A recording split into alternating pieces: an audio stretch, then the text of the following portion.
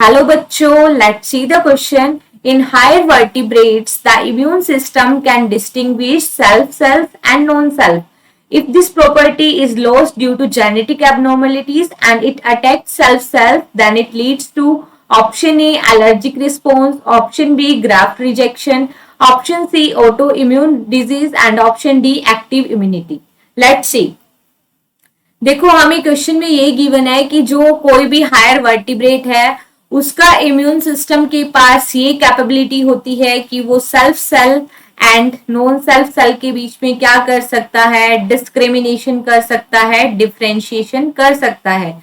ठीक है, इन दोनों में अंतर पता है उसको, लेकिन due to some reason we can say genetic disorder हो सकता है या कोई एनवायरमेंटल फैक्टर हो सकता है जिसकी वजह से हमारा इम्यून सिस्टम खुद की सेल को ही क्या समझने लग जाए, नॉन सेल्फ, और खुद की सेल्फ सेल के अगेंस्ट ही क्या लेने लग जाए, एक्शन, उसके अगेंस्ट ही इम्यूनिटी बनाए। तो इस टाइप के डिसऑर्डर को हम क्या कहते हैं, it is called autoimmune disorder और autoimmune disease like rheumatoid arthritis, Graves disease, pernicious anemia. There are so many type of autoimmune disease which can cause. Why? क्योंकि loss of differentiation between self cell and non self cells.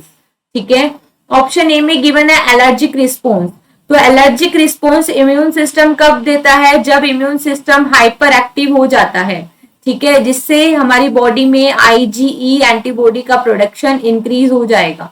So here this option is incorrect. Graft rejection, तो graft rejection के लिए कौन से type की immunity required होती है, cell mediated immunity which is mediated by T lymphocyte cells. ठीक है, so this option is also incorrect.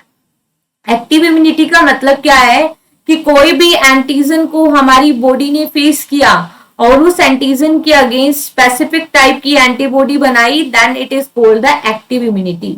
हमें यहाँ पे पूछा था सेल्फ और नॉन सेल्फ से रिलेटेड कि लॉस हो जाए दोनों के बीच में डिफरेंस होना, तो उसे क्या कहते हैं, autoimmune disease. So here our correct answer is option C.